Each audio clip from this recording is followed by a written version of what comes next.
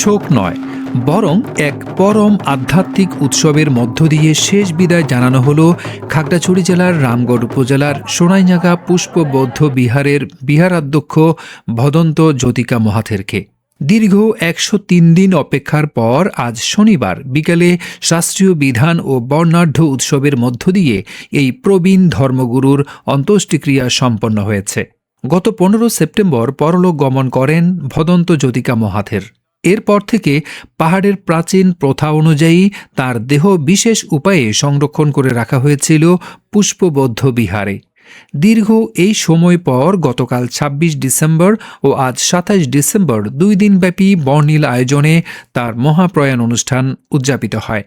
৩ পার্বত্য জেলার বিভিন্ন সম্প্রদায় ও ধর্ম বর্ণ নির্বিশেষে হাজারো মানুষের অংশগ্রহণে সোনাইনাগা এলাকা এক বিশাল মিলন মেলায় পরিণত হয়। সরেজমিনে দেখা গেছে ভান্তের মরদেহ রাখা হয়েছিল কাঁচের কফিনে সুসজ্জিত একটি স্বর্গরথে। পাহাড়ের আঁকাবাঁকা পথে তাকে শেষবার দেখতে ও শ্রদ্ধা জানাতে কনকনে শীত উপেক্ষা করে দুদিন যাবৎ হাজারো ভক্তের ঢল নামে সোনাইনাগায়। বৌদ্ধ ধর্মাবলম্বীদের বিশ্বাস, নির্বাণকামী একজন উচ্চপদস্থ ভিক্ষুর প্রয়াণ হল পার্থিব দুঃখ থেকে মুক্তির আনন্দযাত্রা। তাই এই বিদায়বেলাকে তারা রাঙিয়ে তুলেছেন উৎসবের আমেজে। আমি এখন রয়েছি খাগড়াছড়ির রামগড় উপজেলার সোনাইনাগা এলাকায়। এই উপলক্ষে গতকাল শুক্রবার এবং আজকে শনিবার এই ২ দিন ব্যাপী এখানে বিশাল অনুষ্ঠানের আয়োজন করা হয়েছে। সেই সাথে আয়োজন করা হয়েছে মেলার। অন্ত্যেষ্টিক্রিয়াকে কেন্দ্র করে এখানে যে বিশাল মাঠে মেলা বসছে, এই মেলায় চট্টগ্রাম, ৩ পার্বত্য জেলা এবং দেশের অন্যান্য প্রান্ত থেকেও কিন্তু প্রচুর দর্শনার্থী ছুটে এসেছেন। এই মেলায় কিন্তু বেশিরভাগ হচ্ছে খাবারের আইটেমগুলো। দেখেন এখানে সুন্দর পিঠা বানাচ্ছে, এক দিদি এখানে পিঠা বানাচ্ছে। এই যে দেখেন, দিদি পিঠা কত করে? 20 টাকা। কি পিঠা জানো এটা? আপন পিঠা।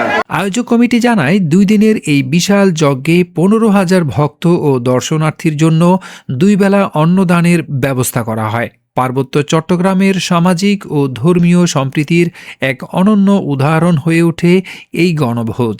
স্থানীয় বাসিন্দা থেকে শুরু করে দূর দূরান্ত থেকে আসা পুণ্যার্থীরা এতে অংশ নেন।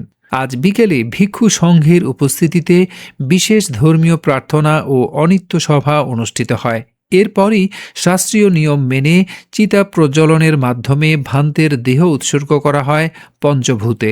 তো এখানে একজন ভিক্ষু রয়েছেন। তো দাদা, এখানে বিষয়টা হলো যে এই যে ৩ মাস ওনাকে রাখা হয়েছে, আপনার এমনি ভিক্ষু যারা মারা যান, প্রয়াত হন, তাদেরকে কি এরকম সময়, এত সময় কি রাখা হয়?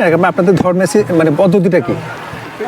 এরকম রাখা হচ্ছে যে কারণটা আমাদের ভিক্ষুদের এমনি মানুষ মতো আজকে মরলে কাটকে এরকম তো তাড়াতাড়ি তো ভিক্ষুদের দেয় না, সেই কারণে একটু সময় আর মানে টাকা পয়সা বিভিন্ন করতে হয়, এরকম ইনজেকশন দিয়ে এরকম সংগ্রহ করে রাখতে হয়। আচ্ছা।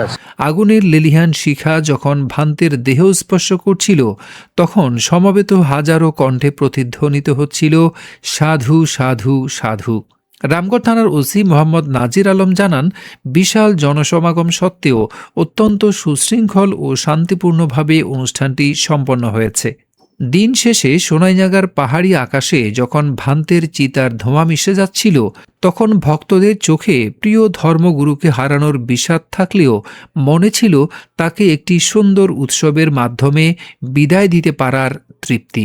কটার সময় আসছেন? সকালে 8টার সময় আসছেন? হ্যাঁ। আচ্ছা, এই ভান থেকে চিনতেন?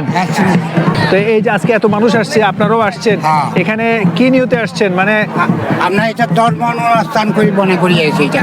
আচ্ছা, এটা যদি আপনার মানে এটা যদি আপনার একটু আগুন দিতে পারে, আপনার ধর্ম এটাই সবচেয়ে বড়।